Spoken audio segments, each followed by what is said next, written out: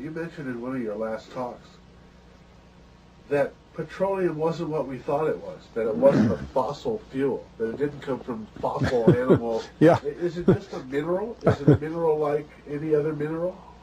Is that how it, what would you say? How did it, what's the origin of You see, petroleum?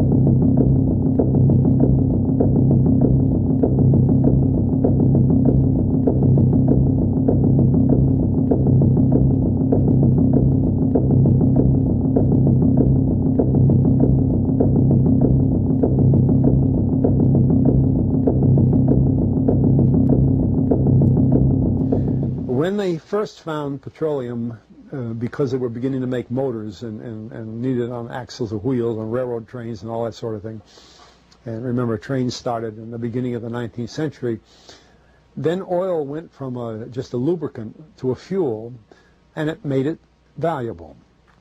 And Rockefeller happened to be the smartest man in the business at the time, but he made most of his money, or much of it, off the transport of the petroleum as well as selling it.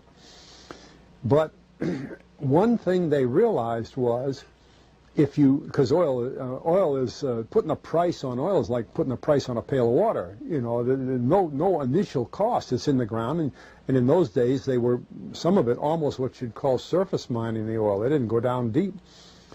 So in order to get the price up, they hit on the idea that they would have to make it appear to be scarce. That after we take the next few barrels out, we're probably going to have to close this well, you know, that kind of thing. But a very fortuitous event. In 1892, there was a convention in Geneva of scientists to determine what organic substances are. Well, the definition of organic is a substance with hydrogen, oxygen, and carbon. And so it's usually a living substance, a tree. You analyze a dead tree, hydrogen, carbon, and oxygen, and grass, and so on, living things. Animals, we are hydrogen, oxygen, and carbon. So at this Geneva Convention, Rockefeller took advantage of sending some scientists over who said, oil, petroleum, is hydrogen, oxygen, and carbon. Therefore, it must be derived from the spoiling, the rotting of formerly living matter. And playing the game properly, when this scientific convention was over, they defined oil as the residue from formerly living matter. Well, that makes it a fossil fuel. I don't know why they decided to use the word fossil, but it says formerly living matter, it's fossil. Well, of course, today, and another thing we should know is that there has never been a fossil, a real fossil, found below 16,000 feet. And you can't argue at 16,000 there's a level line, because someplace the ground sinks and so on. But 16 is what the scientists say, 16,000. We mine oil, or we drill for oil, at 30,000, 33,000, 28,000 every day of the week. So right there we rule it out that it isn't fossil fuel. It's called fossil fuel for the minds of the public to feel that it is an asset that is running out, being depleted. We talk about depletion allowance, which is a lot of, you know. And actually, if you know the world's oil supply, you know that it is not going to run out for an awfully long time. It is the second most prevalent liquid on Earth. And we haven't begun to dig. Well, with all that background, you see, the people in charge of the petroleum business, for perfectly reasonable business things, like any other man in a business, wants to keep his price as high as he can get away with. And the way to do is just say, well, there's no more. The last barrel is going to cost $1,000, and then it's all done. And they preach that stuff. What bothers me is that in geology books, it's in there. The geologists say it's a fossil fuel. They've been bought. I mean, I went to a 4-year federal staff energy seminar run by the government of the United States during the so-called energy crisis. I was the participant that represented the railroad industry. The airline industry was there.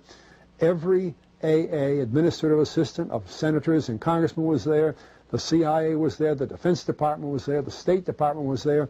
Sometimes sitting right in front of me in the row would be Henry Kissinger with his friend, the head of Department of Defense. That's too bad, I can't put the names with them. But anyway, people like that, top men in the government, sitting there listening to the Federal Staff Energy Seminar. Well, what this was doing is for 4 years, they were teaching a propaganda line to the leading people in this country, and therefore to the leading people in the world, when you include the Schlesingers, Kissinger and Schlesinger, among others. And the object of it was, as Kissinger used in his own terms when it was time for him to speak, to create a world price for oil. In other words, not 30 cents a gallon here and 90 cents a gallon there, but let's get a world price. That's their goal, and they're trying to do that for wheat and everything else. We don't realize what the controls are, whether it's oil or some of these other things. Almost everything today is being categorized at the highest price they can possibly make it go.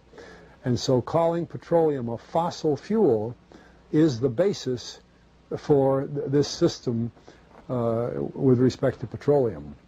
And I don't know if the name Arthur Kantrowitz rings any bell. Arthur Kantrowitz is the head of the Kantrowitz Labs set up by the AVCO company near Boston, scientific laboratories.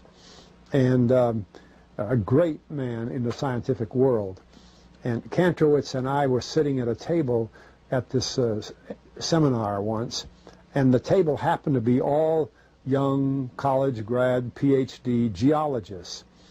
And so just to get a conversation started, I turned to Kantrowitz and I said, Arthur, what do you think about this foolishness of these speakers talking about fossil fuel? And it was kind of put up. He started laughing.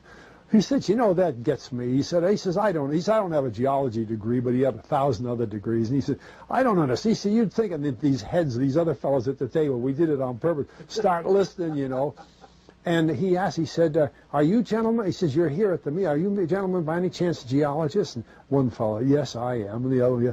He said, well, why don't you tell me? He said, why is oil? You know, and he went on like that. We brought the house down because nobody could argue with Kantrowitz. He like Einstein. People aren't going to. And he told them right there. He said, just drop it. But it's in all the books and in all the papers. But it started from that strange meeting in 1892, a scientific convention. I have a big, thick scientific encyclopedia put out by the Divan Ostrand Company that's about 15 years old now, but it has the whole story of the conference. It doesn't have the Rockefeller part, but it has the whole story of how they straightened out organic chemicals and how it was all figured, and they've got petroleum right in there. Amazing. Amazing. So these aren't accidental things, you see. There's a dollar sign behind almost everything.